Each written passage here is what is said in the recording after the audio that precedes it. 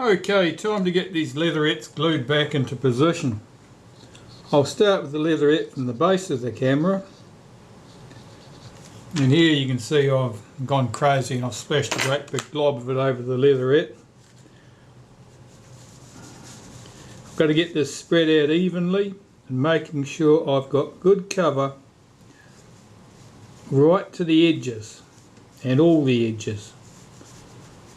Leatherettes don't peel from the middle, they peel from the edges. Make sure you have good cover to the edges.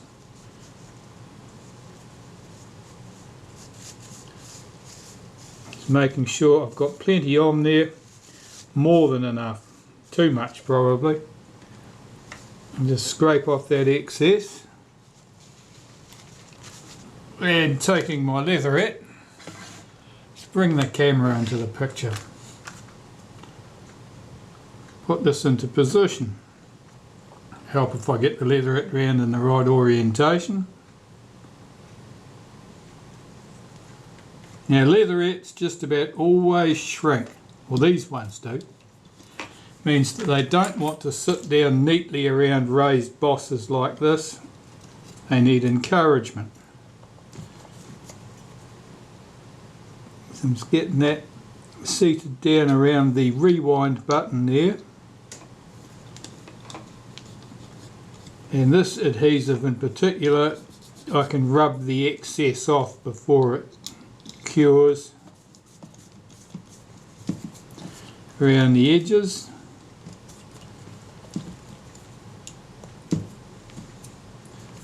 That looks good. Don't be overly generous around the release button here for the back, because you don't want to end up gluing the leatherette to that button.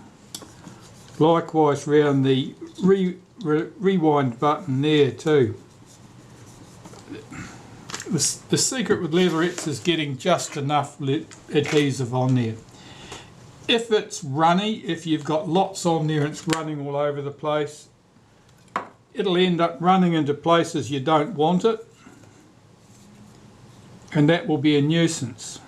It will create problems you didn't have before.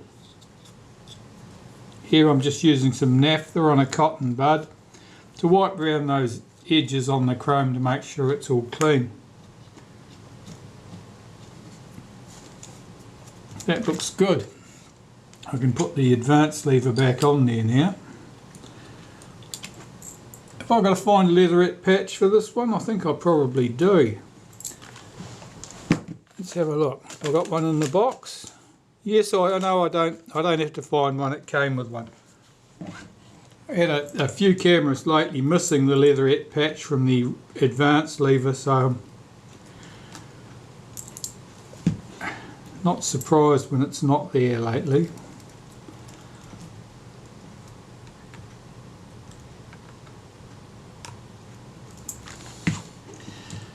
So that leatherette patch, okay, let's deal with that.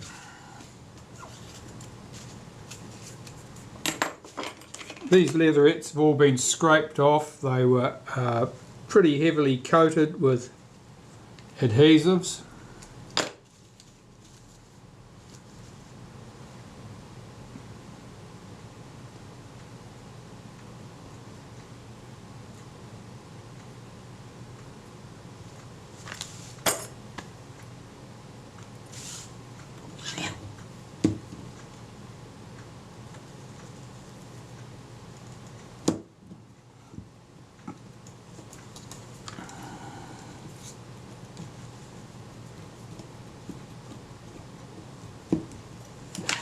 Right, that's that.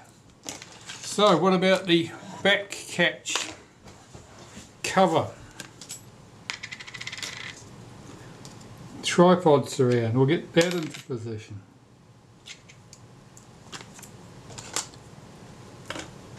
Find the screws.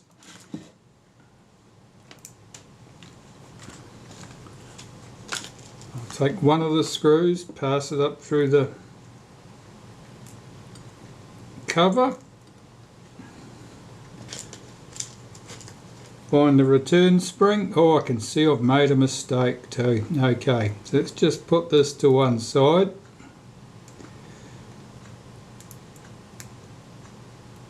A little bit of backtracking required here. Let's just put that in there, out of the way. I've just seen something.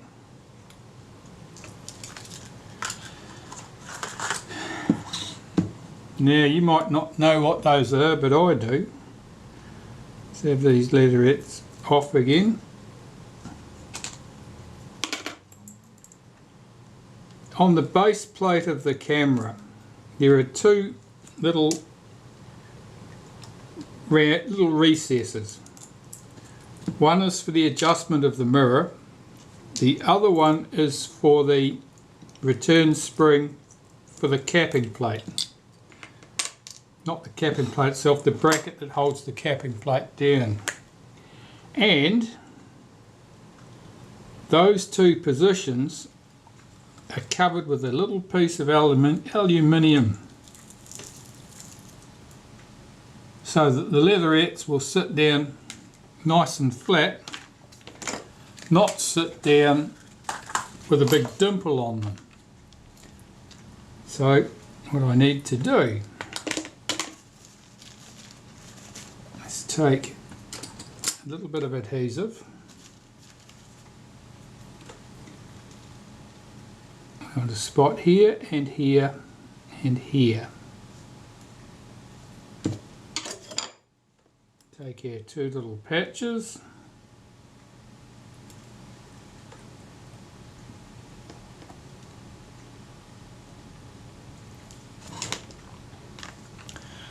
and I'll just glue back the leatherettes and we'll be back where we started.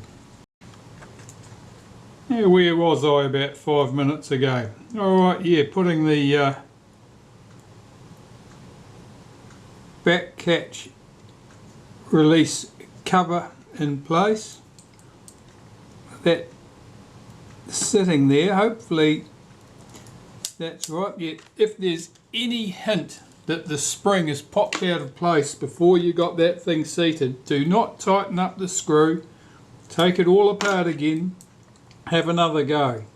If that spring gets trapped underneath, it'll end up getting damaged.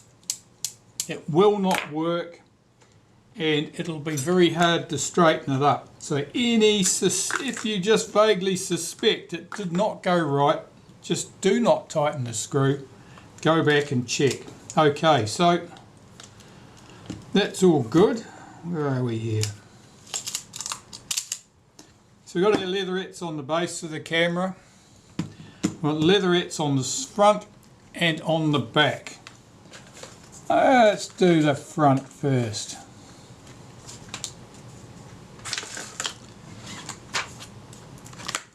These have all been cleaned down. They're in pretty good shape. I'm quite pleased with the state of them. They took a lot of scraping to get that adhesive off, I can tell you. But they should go nicely in position. So we'll start with this one, being the smaller of the two. And again, I'm just going to apply some adhesive to the leatherette directly. With smaller pieces, put your adhesive on a piece of paper and transfer it to the leatherette on the toothpick. With larger pieces, or when you're in a mad rush like me, you can just put it straight on the leatherette. But you do need to make sure that you get good cover right to the edges, particularly corners, and that the cover is even. You do not want puddles of runny adhesive on there.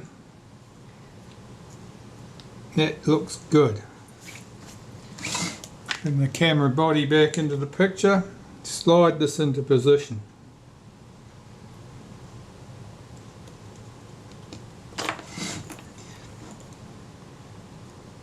Make sure that that little tab at the corner there, the apex is all tucked in nicely. Open the back. Get this edge tucked in to that back catch trim. And make sure the leatherette's even top and bottom. Often they've shrunken a little bit, so you'd better to have a tiny gap top and bottom than have a big gap on one edge. That looks nice. It's nice and neat. And do the other one.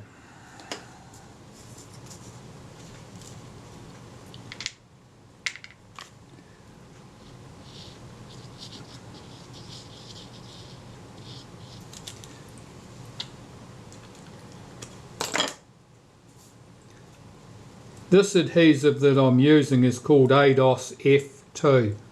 It's designed to be used as a contact adhesive, and I do not use it as a contact adhesive. Contact adhesives are designed so that you apply it to both surfaces, allow it to tack off, and then stick the pieces immediately together, whereupon they bond instantly and are immovable.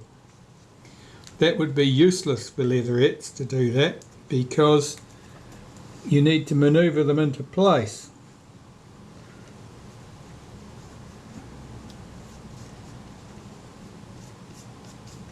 So applying the adhesive to one surface only and sticking the leatherettes into place seems to work very well. Now here the challenge is to get this seated around that flash boss. As I've said, the leatherette shrinks. It'll almost certainly be split around there. That's normal, and no one's going to notice. Again, I've got to get the leatherette seated nicely into the body here, and it should butt up against the hinge at this end. Make sure it's even top and bottom, and make sure it's pressed down firmly. And around that flash boss there, I'm just running the tail of a pair of tweezers around there to make sure that leatherette's pressed down firmly around there, because it will not want to seat. And the apex of the point of the leatherette there needs to be pressed firmly into position. But apart from that, no problem.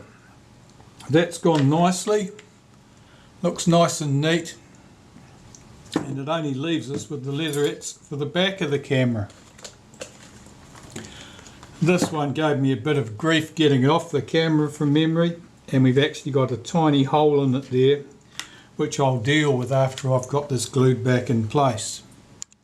Gluing the leatherette on the back is always a bit of a challenge, mostly because you run out of time.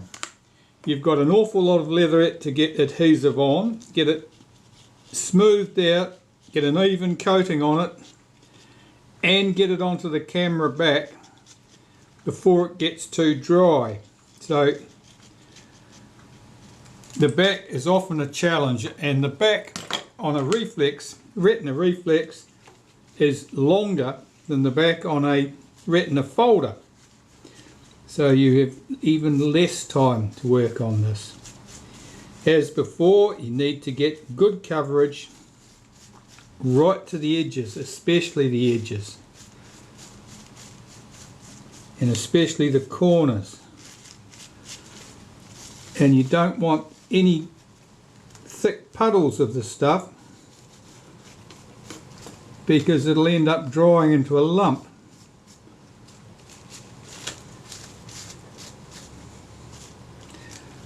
That I think will do. It'll have to do, because we don't have lots of time on our hands. Most important thing here, put the leatherette on the right way up. Very disconcerting if it's the retina sign is upside down. We have to get this seated between the raised pieces on the back here, and it needs to be tucked in neatly against the hinge at one end and neatly against the catch at the other end. And if I'm wandering off camera with this, I'm sorry about that. That's just life as we know it. Making sure that this is all seated neatly. Of course, this had a few ice bumps when we started, and it looks like they're going to mostly go away. The problem with this was it had corrosion underneath it. There was quite a bit of corrosion, and the adhesive had decayed. It had gone bad. But that's looking pretty good. So I had two holes in the back here, where ice bumps had been. One was there, and I can see the adhesive sneaking out of the crack. But that'll be fine. And the other one, I've got a little hole left there. Now, where that little hole is, actually that was the smaller of the two imperfections. The larger one was over here, but I was able to glue the little piece back into the hole. That one, that little chip, that just disappeared and I never saw it again. It may have even disintegrated. Particularly if it's a little patch of leatherette that has been sitting over a lumpy piece of aluminium salts, it'll just break up into powder. You may not have anything that you can glue back in place. Well, that's looking pretty good.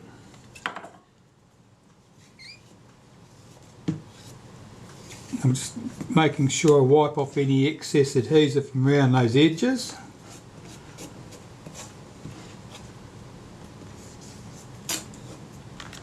And that, for the moment, I think that's it for the camera body, because I want to wait till the adhesive is well and truly cured before I deal with this, and I'll make that invisible. And that might be tomorrow's job. Okay, as you can see, I've patched up that little hole in the leatherette. You can see it if you play the light over it, but otherwise you wouldn't notice it. So the body is dealt to, that's ready to go.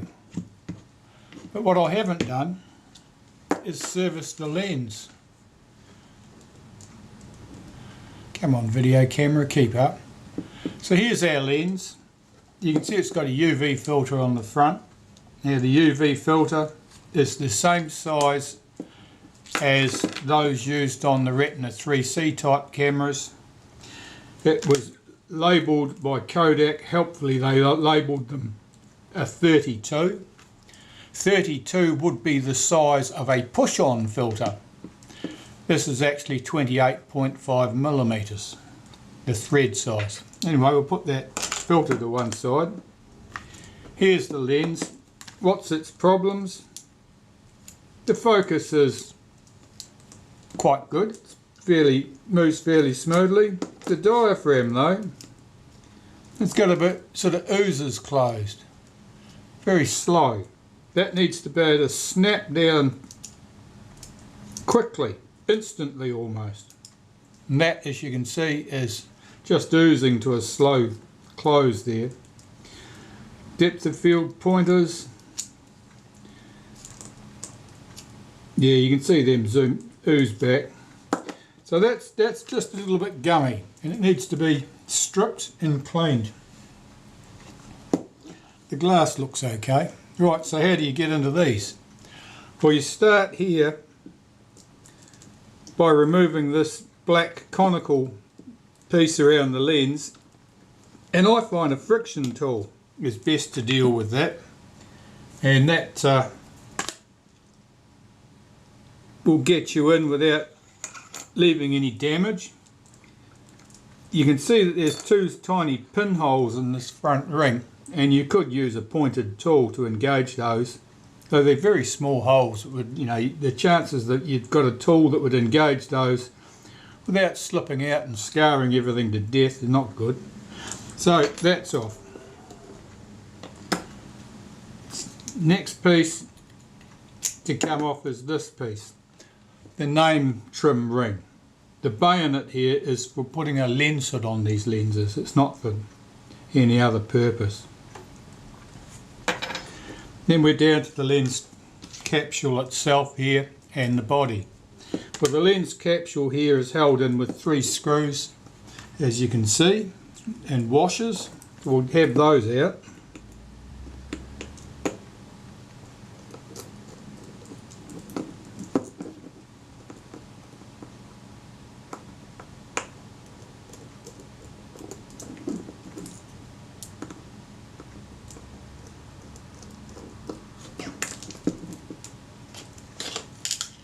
I'll just tip those out into a container, so I've got them put to one side, and the lens capsule will drop out.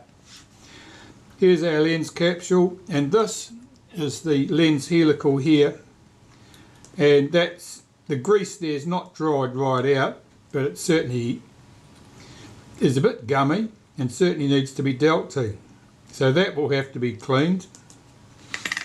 The diaphragm on the lens itself, I'm just checking this. It seems to move smoothly. I'm not letting that snap back all the way, because these blades, there's 5 positions and there's 10 blades in there. So they're double blades. They're very fragile. They're very small. The blades are very small, and the little rivets on them are very small, and they tear out if you do anything rash with them. So we'll put that to one side.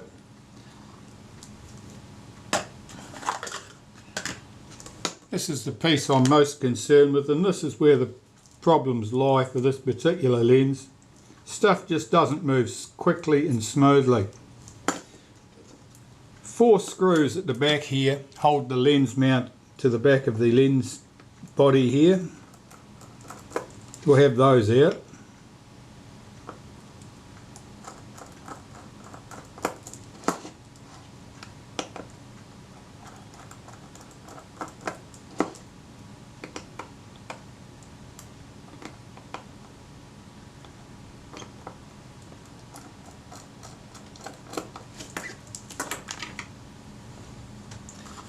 And I'll put them to one side.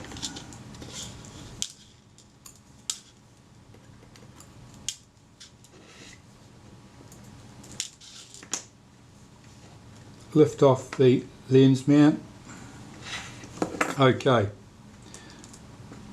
So here we've got a mask, a shim, and here's the lever right at the back. So I'll lay these pieces out in the order that they came off, basically, or the order they would go back. So there was that piece,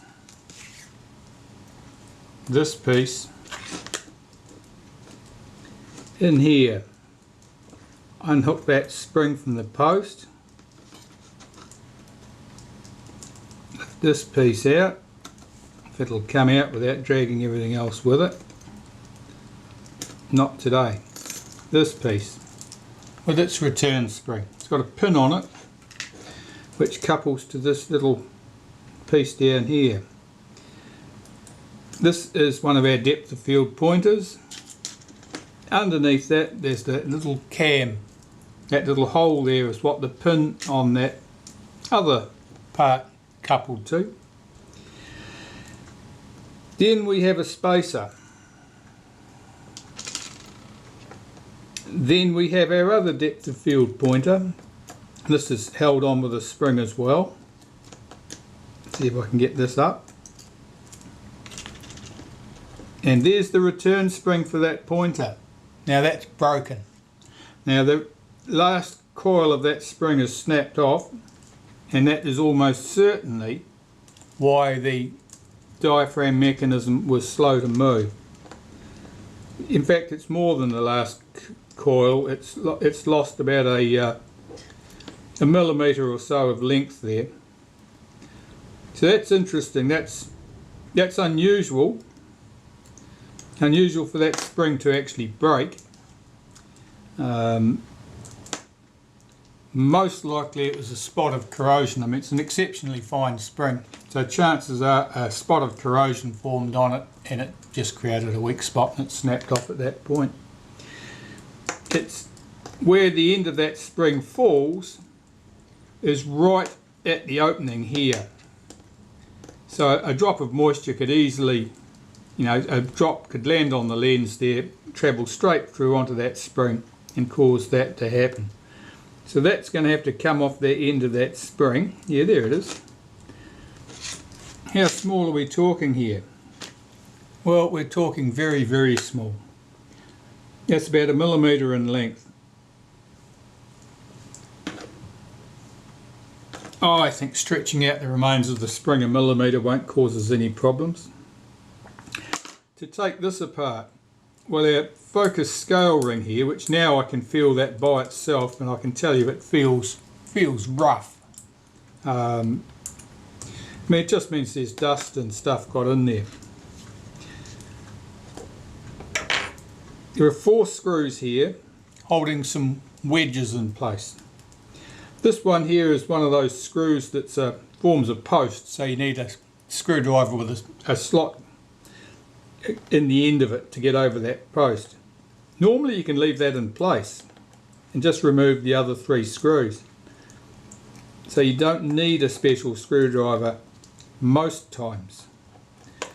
We'll remove these 3 screws.